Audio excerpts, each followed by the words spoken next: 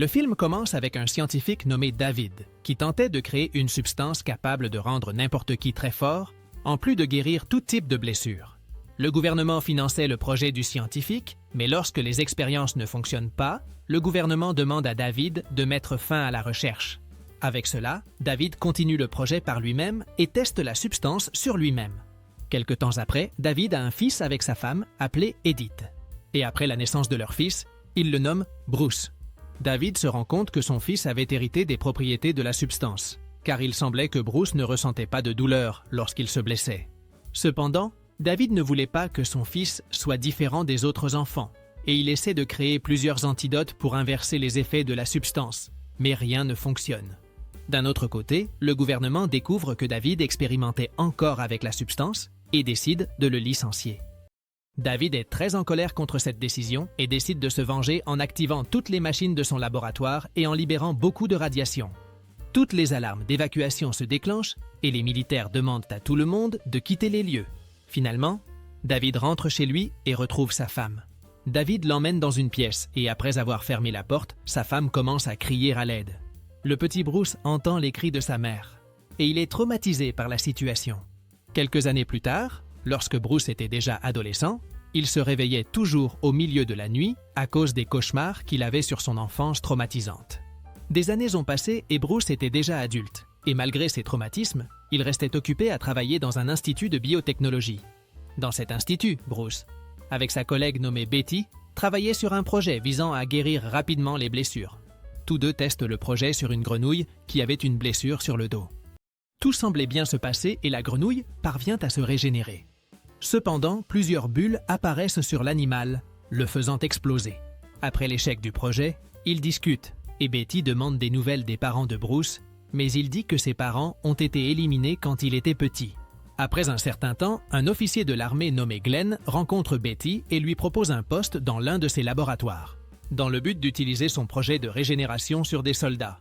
Cependant, Betty refuse l'offre et exprime que son projet est pour le bien de l'humanité, et non pour être utilisé sur des soldats.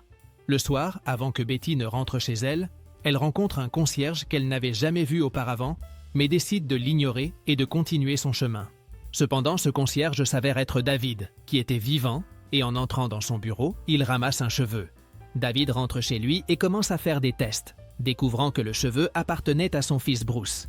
Le lendemain, Bruce retourne à l'institut et voit Glenn en train de parler avec Betty. Bruce pense que Glenn fait une autre proposition à Betty et le chasse.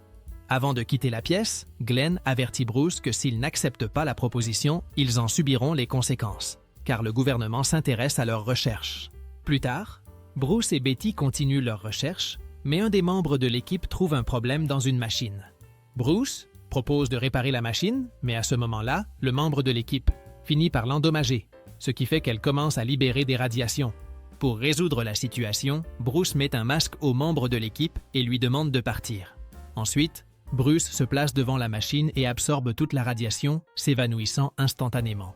Peu après, Bruce se réveille à l'hôpital et Betty lui informe qu'il est en parfaite santé et n'a subi aucun dommage dû à la radiation. Bruce dit qu'il se sent très bien et que le projet sur lequel il travaillait a fonctionné. Cependant, Betty s'inquiète car elle pense que Bruce pourrait exploser comme la grenouille. Bruce la réconforte en lui disant que tout ira bien. Plus tard, pendant que Bruce dormait, il fait des cauchemars étranges et voit même une créature géante de couleur verte.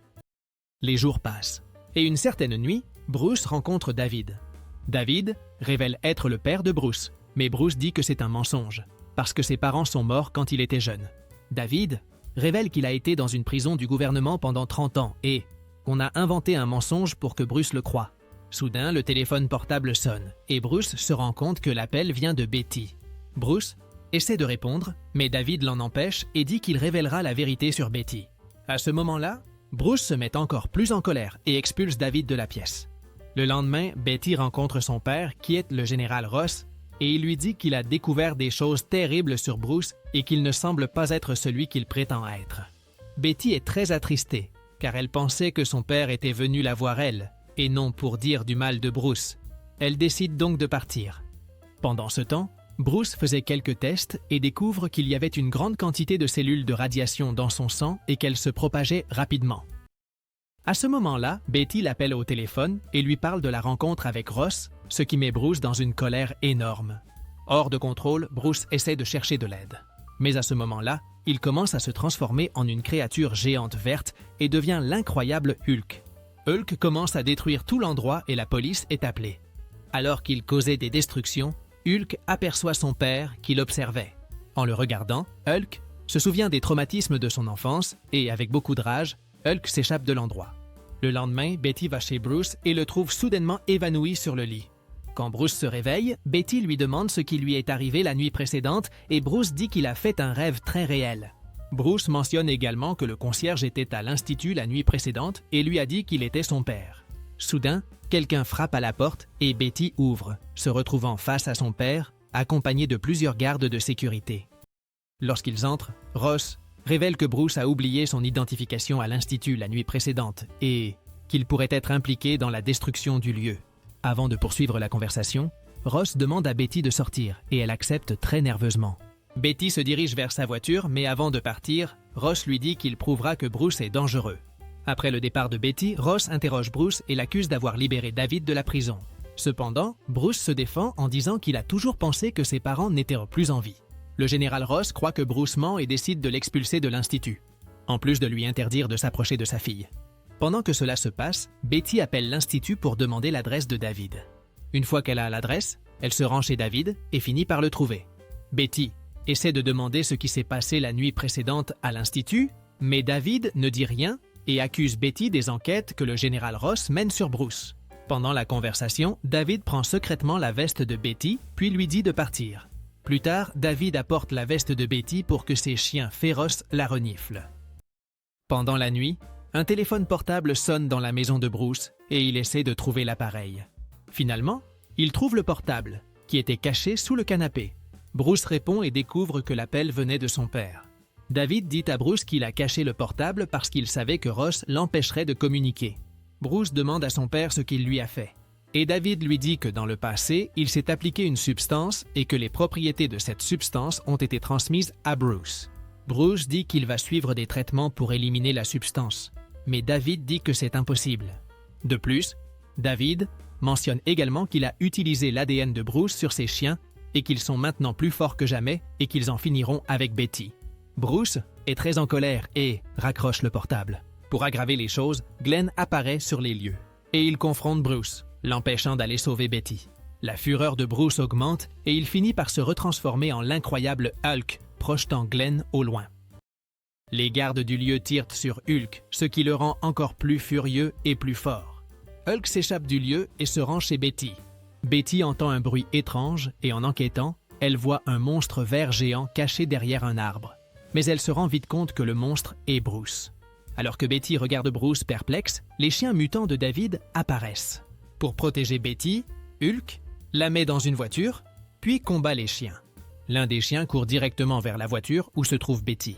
Craignant que Betty soit blessée, Hulk attrape l'un des chiens et le jette sur celui qui essayait d'attaquer Betty. À ce moment-là, les chiens deviennent très en colère et commencent à attaquer Hulk. Hulk ne se rend pas et il parvient à se libérer des chiens. À ce moment-là, 2 chiens étaient sur le point d'attaquer Hulk, mais le géant vert saute. Hulk grimpe à un arbre, mais les chiens le poursuivent et commencent une nouvelle bataille. À cet instant, la branche de l'arbre se casse, faisant tomber Hulk et les chiens au sol. Heureusement, Hulk parvient à en finir avec l'un des chiens, mais l'autre chien attaque à nouveau la voiture où se trouvait Betty. Hulk attrape le chien et l'élimine également. Le dernier chien restant essaie de mordre le dos de Hulk, mais le géant vert tend ses muscles et élimine ensuite le dernier chien. Après cette bataille intense, Hulk se rend au bord d'un lac et reprend sa forme originale. Betty emmène Bruce à l'intérieur de la maison pour qu'il puisse finalement dormir. Le lendemain, Betty appelle secrètement son père et demande de l'aide. Après cela, Betty se rend compte que Bruce était réveillé et parle avec lui. Pendant la conversation, ils entendent tous les deux un bruit à l'extérieur et lorsque Bruce va enquêter, il est atteint par une fléchette tranquillisant qui le fait s'endormir. Les soldats du général Ross apparaissent rapidement et emmènent Bruce dans un endroit éloigné. Finalement, Bruce est emmené dans une base secrète où il est maintenu prisonnier. Après plusieurs jours, inquiète pour Bruce, Betty discute avec son père et lui demande de le libérer. Cependant, Ross refuse et dit que si Bruce se met en colère dans un endroit fréquenté, il pourrait causer beaucoup de dégâts. De plus, Ross mentionne qu'il ne fait pas confiance à Bruce, car il est comme son père.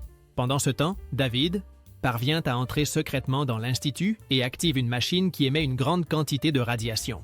En absorbant les radiations, David obtient des pouvoirs, y compris la capacité de se régénérer et de se fusionner avec d'autres objets. Plus tard, Betty rencontre Bruce et l'emmène dans son ancienne maison pour qu'il puisse se souvenir de son enfance. En parcourant la maison, Bruce commence à avoir des souvenirs de ses traumatismes, en particulier quand il voit une porte où il a vu sa mère pour la dernière fois. Plus tard, Glenn rencontre Bruce. Pour le mettre en colère, Glenn utilise une arme à décharge électrique sur Bruce, mais celui-ci ne se met pas en colère. Glenn décide d'assommer Bruce, qui finit par s'évanouir. Avec Bruce inconscient, Glenn l'emmène dans un laboratoire où il stimule ses ondes cérébrales. À ce moment-là, Bruce rêve du dernier moment où il a vu sa mère. Pendant ce temps, Betty rentre chez elle et rencontre David. Craignant qu'il ne lui fasse du mal, Betty dit qu'il y a 2 gardes dehors, mais David lui assure qu'il ne lui fera aucun mal. David commence à raconter comment il a découvert que Bruce avait hérité des propriétés de la substance et qu'il serait différent des autres en grandissant. Effrayé par l'avenir que Bruce pourrait avoir, David a eu l'idée de l'éliminer, mais sa mère ne l'a pas permis et a fini par être éliminé par lui. Après avoir raconté cette histoire, David demande une faveur à Betty pour pouvoir rencontrer son fils une dernière fois. Revenons à Bruce, qui était encore dans le laboratoire. Il finit par se transformer en Hulk. Avec toute sa fureur, Hulk brise la capsule qui le maintenait piégé, libérant de l'eau partout. À ce moment-là, Glenn demande à l'un de ses complices d'activer un gaz pour endormir Hulk, mais le gaz ne fait que le faire éternuer. Alors que Hulk s'échappe du lieu, Glenn ordonne à son équipe de jeter de la mousse sur le géant vert. La mousse parvient à piéger Hulk, et Glenn en profite pour essayer d'obtenir un échantillon d'ADN du géant vert. Cependant, Hulk s'énerve encore plus et commence à se libérer. Pour l'arrêter, Glenn prend un lance-grenade et tire sur Hulk. Mais la grenade n'atteint pas le géant et explose près de Glenn. Hulk continue de tenter de sortir de la base secrète, détruisant tout sur son passage. Finalement, Hulk parvient à s'échapper et commence à courir comme Sonic, sautant comme un kangourou. Hulk arrive à son ancienne maison mais est attaqué par les soldats. Hulk fait un grand saut et se retrouve dans un désert, mais les soldats continuent de le poursuivre. Hulk se bat intensément. Il parvient même à attraper un missile à la main et à le renvoyer vers un hélicoptère. Hulk commence à se fatiguer de combattre et s'échappe vers des rochers pour se cacher. Cependant, le général Ross ordonne à ses soldats de lancer des missiles, détruisant les rochers. Ross et ses soldats croient que Hulk a été éliminé et décident de partir, mais ils ne se rendent pas compte que le géant vert est encore en vie. Peu après, Ross est informé que Hulk a survécu et découvre que le géant se dirige vers la ville pour retrouver Betty. Ross appelle Betty et lui demande de se préparer, car Hulk arrive. Finalement, Hulk se retrouve piégé sur un pont et un avion militaire le poursuit. Hulk monte dans l'avion et Ross demande au pilote de voler le plus haut possible. En raison de la grande altitude, la température baisse beaucoup et Hulk commence à geler. Hulk perd connaissance et tombe dans l'océan. Peu après, Hulk se réveille et émerge des eaux de la ville. Les soldats de Ross apparaissent de nouveau et Hulk tente de se battre. Mais quand il voit Betty dans l'un des hélicoptères, il commence à se calmer. Betty s'approche de Bruce et parvient à le ramener à sa forme originale. Bruce est capturé par les soldats et emmené dans une base où il rencontre son père. David essaie d'insulter Bruce pour le faire se transformer en Hulk, mais cela ne fonctionne pas. Alors, David absorbe l'énergie des câbles à haute tension et devient un monstre électrique. Bruce s'énerve et se transforme également en Hulk. En raison de la haute électricité, ils sont tous deux projetés près d'un lac. À cet endroit, David se transforme en une créature de pierre et commence à attaquer Hulk. David profite du fait que Hulk est proche et commence à absorber ses pouvoirs. Hulk se rend compte qu'il ne peut pas rester trop longtemps avec David et le jette dans l'eau. Cependant, David absorbe également l'eau et se transforme en une créature géante aquatique. Sous cette forme, David entraîne Hulk dans la mer et commence à absorber ses pouvoirs. À ce moment-là, Hulk a une idée et transfère tous ses pouvoirs à David d'un coup. David ne peut pas gérer autant de pouvoirs et forme une énorme bulle d'eau.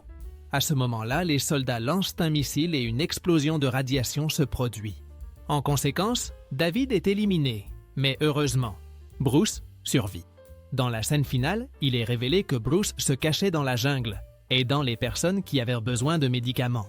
Cependant, lorsque des criminels apparaissent et commencent à voler les médicaments des gens, Bruce est rempli de colère. Ses yeux deviennent verts et le film se termine. Si tu as aimé cette vidéo, n'oublie pas de t'abonner à la chaîne, de mettre un like et profite pour voir d'autres résumés incroyables qui sont disponibles pour toi. Je te dis au revoir pour l'instant et on se voit dans la prochaine vidéo.